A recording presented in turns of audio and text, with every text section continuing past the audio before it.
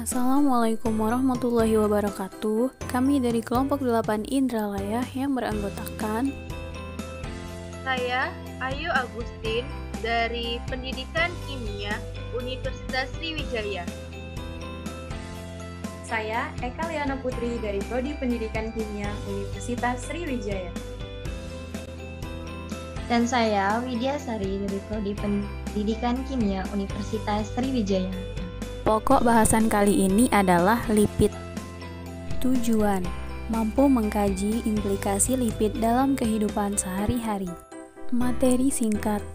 Lipid adalah komponen sel yang bersifat berminyak atau berlemak dan tidak larut di dalam air, yang dapat diekstrak dengan pelarut nonpolar. Beberapa tidak berfungsi sebagai komponen struktur membran yang lain sebagai bentuk penyimpanan bahan bakar asam lemak yang merupakan komponen lemak lebih dari biasanya. Memiliki jumlah atom karbon yang genap, yang paling banyak dijumpai memiliki 16 atau 18 atom karbon. Asam lemak dapat bersifat jenuh atau tidak jenuh. Minyak dan lemak adalah salah satu kelompok yang termasuk golongan lipid, yaitu senyawa organik yang terdapat di alam serta tidak larut dalam air, tetapi larut dalam pelarut organik nonpolar, misalnya diethil ether, kloroform, benzena, dan hidrokarbon. Minyak dan lemak termasuk dalam golongan lipida sederhana. Lipida yang paling sederhana dan paling banyak mengandung asam lemak sebagai unit penyusun adalah triasil gliserol. Triasil gliserol adalah ester dari gliserol dengan 3 molekul asam lemak. Asam lemak adalah asam organik berantai panjang yang mempunyai atom karbon dari 4 sampai 24. Asam lemak memiliki gugus karboksil tunggal dan ekor hidrokarbon nonpolar yang panjang. Hal ini membuat kebanyakan lipid bersifat tidak larut dalam air dan tampak berminyak atau berlemak. Sampel yang digunakan adalah minyak goreng. Minyak merupakan zat makanan yang penting untuk menjaga kesehatan tubuh manusia. Selain itu, minyak juga merupakan sumber energi yang lebih efektif dibandingkan karbohidrat dan protein. 1 gram minyak dapat menghasilkan 9 kilokalori, sedangkan karbohidrat dan protein hanya menghasilkan 4 kilokalori per gram. Minyak goreng adalah minyak yang berasal dari lemak tumbuhan atau hewan yang dimurnikan dan berbentuk cair dalam suhu kamar, dan biasanya digunakan untuk menggoreng bahan makanan. Minyak goreng berfungsi sebagai penghantar panas, penambah rasa gurih, dan penambah nilai kalori bahan pangan. Minyak goreng merupakan salah satu kebutuhan pokok manusia sebagai alat pengolah bahan-bahan makanan. Struktur yang terdapat pada minyak yaitu trigliserida dan gliserol.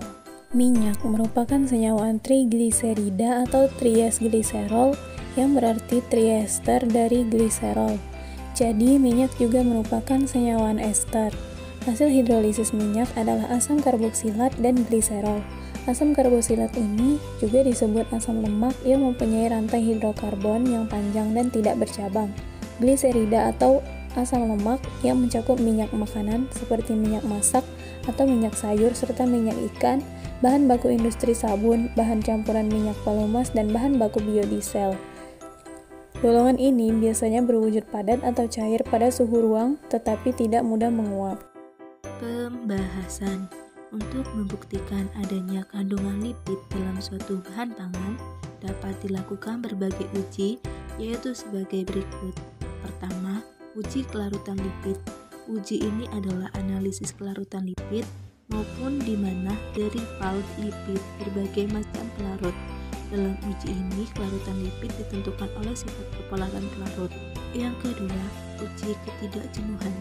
Uji ini untuk mengetahui asam lemak yang diuji, apakah termasuk asam lemak jenuh atau tidak jenuh, dengan menggunakan reaksi Iod-Hubble. Iod-Hubble ini digunakan sebagai indikator. Ketiga, ada uji acrolein. Uji ini terjadi dehidrasi gliserol dalam bentuk bebas atau dalam lemak atau minyak menghasilkan aldehid akrilat atau acrolein. Uji ini digunakan untuk menguji keberadaan gliserin atau lemak. Yang keempat, ada uji ketengikan. Dalam uji ini, diidentifikasi lipid mana yang sudah tengik dengan yang belum tengik, yang dibedakan oleh oksidasi lipid.